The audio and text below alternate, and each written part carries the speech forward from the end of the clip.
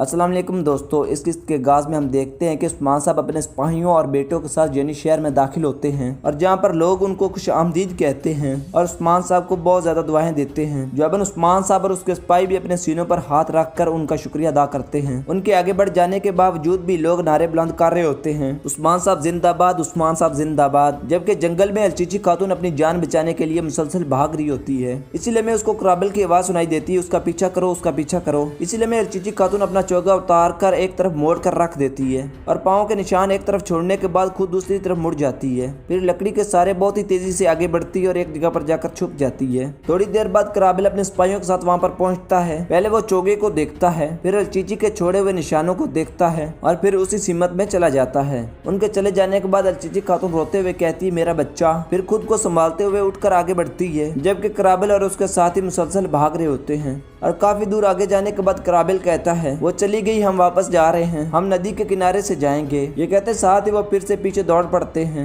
उधर हम देखते हैं कि अलचीची भी नदी के अंदर भाग रही होती है। कराबिल और उसके साथियों को देखकर अलचीची खातून अपना सांस रोककर पानी के अंदर डुबकी लगा लेती है। पानी को हिलता हुआ देखकर कराबिल नेजा लेता है और पानी के अंदर बहुत देर तक मारता रहता है और नाकाम होने पर कहता है, हम वापस जा रहे हैं, वो यहाँ पर नहीं है। इस पर एक सिपाही पूछता है, हम वालदा सुल्ताना को क्या जवाब देंगे। जवाबन कराबिल कहता है, वो जख्मी है, वो यहाँ से जिंदा नहीं जा पाएगी, चलो चलें। ये कहते साथ ही वो सब लोग आगे बढ़ जाते हैं। उनके आगे बढ़ जाने के बाद अलचीची खातून पानी से बाहर निकलती है और आहिस्ता आहिस्ता वो भी आगे बढ़ जाती है। नाज़रीन, इसके बाद हम देखते हैं कि अलचीची खातून के साथ आने वाले सिपाहियों में से एक सिपाही काफी ज्यादा जख्मी होता है और उठकर खड़ा हो जाता है और इधर उधर देखने के बाद कहता है, वो अलचीची खातून को अगवा करके ले गए। ये कहते साथ ही वो घोड़े के ऊपर बैठकर वहाँ से चला जाता है। कुछ देर बाद कराबिल भी अपने सिपाहियों के साथ वहाँ पर पहुँचता है और कहता, चीजें जमा करो और कोई भी निशान मत छोड़ना, मेरा घोड़ा लेकर आओ, मैं वालदा सुल्ताना को खबर देने जा रहा हूँ। ये कहते साथ ही वो अलचीची खातून का चोगा और तलवार लेकर वहाँ से रवाना हो जाता है, जबकि उसके सिपाही निशानात मिटाने में लग जाते हैं। उधर यानी शहर में मैलून खातून असरीगन बानो के साथ आगे बढ़ते हुए कहती है, हवेली में खुश आमदीद असरीगन बानो, अगर आप इस मियान के मिलने तक हमारी मेहमान बनना चाहती हैं तो हम अच्छी तरह से आपकी मेजबानी करेंगे। जवाबन असरीगन बानो कहती हैं, वो हमें सकाफत की आड़ में पत्थरों की दीवारों के अंदर कैद कर रहे हैं, तो आप लोग भी उनकी जाल में फंस गए और अपने खेमों को छोड़ दिया। इसीलिए मैं ओल्गिन खातून और कराबे खातून वहाँ पर आती हैं और मैलून खातून असरीगन बानो को जवाब देते हुए कहती है, क्या आपको लगता है कि चनार का दरख्त जब आसमान की बुलंदियों को छूने लगता है तो अपनी जड़ों को भूल जाता है? खातून, हम आपके बारे में नहीं जानते, लेकिन हमारे खेमे और हवेली अल्लाह के रास्ते पर कुर्बान हो रहे हैं। तुर्क अलग अलग ही क्यों न रहते हों, लेकिन उनका मकसद एक है। जवाबन असरीगन बानो कहती, तुर्कों और हम में यही फर्क है, जब तुम लोग ख्वाब देख रहे होते हो तो हम जमीनें फतह कर रहे होते हैं। इसीलिए मैं उस्मान साहब सिपाहियों के साथ वहाँ पर पहुँचते हैं। अगर आपने बातों की जगह पर कोई काम करना होता तो आप यहाँ पर जहमत ना करती खातून। इस पर असरीगन बानो कहती है, अगर आपको मालूम है कि ये जहमत मैं क्यों कर रही हूँ तो मेरी यहाँ पर आने की वजह भी आपको मालूम होगी उस्मान बे।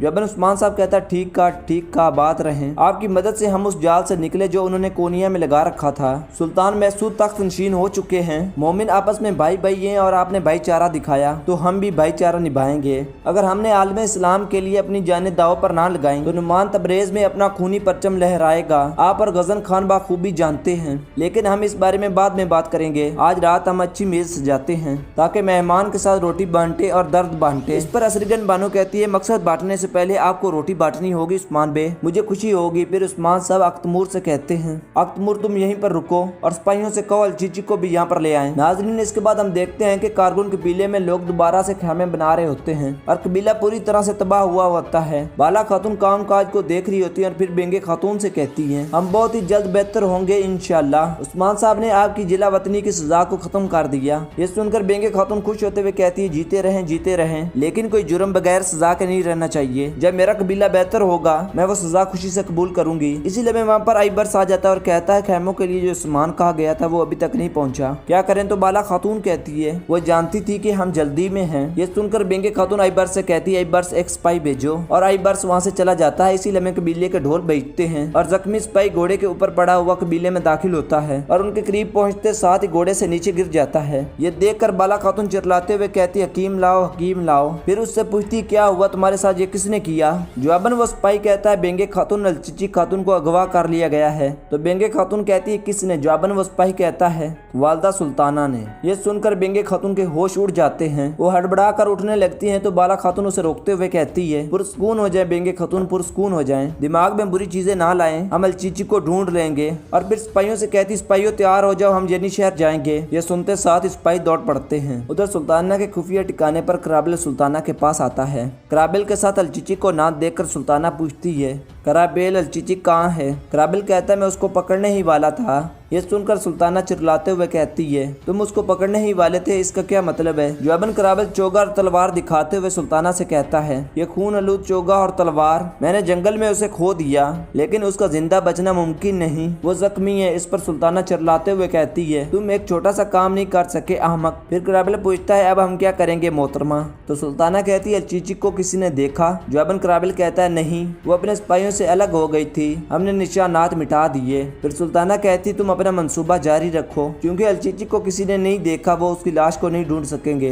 वो सोचेंगे अलचिची हमारे पास है, हम बेंगे खातून को खबर भेजेंगे जहां हम चाहेंगे। अगर वो वहां पर ना आई तो मैं उसकी बेटी को मार दूंगी। बेंगे की माँ है वो जरूर आएगी। ये सुनते साथ ही कराबिल वहां से चला जाता है। उधर यानी शहर के बावर्ची खाने में अलगिन खातून खाना बनाने में मसरूफ होती है, जबकि करीबी कराबे खातून और गुरबज आपस में बातचीत कर रहे होते हैं। तो इसी लम्हे वहाँ पर जेर कुताई आता है और अलगिन खातून उन दोनों की तरफ उसको इशारा करती है। ये देखकर जेर कुताई आगे बढ़ता है और अलगिन खातून से पूछता है ये दोनों क्या बातें कर रहे हैं? जवाबन अलगिन खातून कहती मैं नहीं जानती, वो दोनों सरगोशी कर रहे हैं। ये सुनकर जेर कुताई गुरबज को पुकारता है और वो दोनों उसके सामने आ जाते हैं और गुरबज जेर कुताई को थपकियां देता है। फिर कराबे खातून कहती है तो तुम आगे जेर कुताई। तो गुरबज सिपाही ने मुझे हर चीज बता दी। और फिर गुरबज से कहता तुमने इसे क्या बताया? जवाबन गुरबज कहता क्या बताऊंगा, सब कुछ बता दिया। ये सुनकर जेर कुताई काफी ज्यादा परेशान हो जाता है। तो कराबे खातून जेर कुताई की तरफ बढ़ते हुए कहती है तो तुम वाकई ही बहादुर हो। हाँ जेर कुताई, तुम इतने बहादुर हो कि तुम इसका हाथ मांग सको, यानी कि जेर कुताई तुम मेरी बेटी के साथ प्यार करते हो। ये सुनकर जेर कुताई खुश होते हुए हाँ में सर हिलाता है। तो कराबे खातून कहती मैं किसी पागल को अपनी बेटी नहीं दूंगी, मैंने ये कहा था, लेकिन गुरबज अल्पशार है, इसने कहा कि तुम सिर्फ दिखने में पागल लगते हो। ये सुनते साथ ही जेर कुताई खुशी से गुरबज को अपने गले लगा लेता है। फिर कराबे खातून कहती मेरी 3 शरायतें हैं। तो जेर कुताई एकदम से कहता मुझे कबूल है, सब कुछ कबूल है। इस पर कराबे खातून कहती है रुको रुको, पहले सुनो तो सही, अगर तुमने मेरी बेटी के साथ शादी की तो तुम कहाँ रहोगे? तो जेर कुताई कहता हवेली में। इस पर कराबे खातून कहती है नहीं मुझे घर चाहिए। इस पर गुरबज कहता है जेर कुताई हम घर तलाश कर लेंगे। तो कराबे खातून कहती है मैं ओल्गिन के वजन जितना सोना हक मेहर में चाहती हूँ। ये सुनकर जेर कुताई बहुत ज्यादा परेशान हो जाता है और आंखें फाड़ फाड़ कर ओल्गिन खातून को देखता है। तो गुरबज कहता है बिल्कुल जेर कुताई हम हासिल कर लेंगे। कराबे खातून तीसरी शर्त बताते हुए कहती है तीसरी शर्त इन सर्दों जितना बड़ा मुझे तोहफा चाहिए जो बहुत ही ऊंचा हो।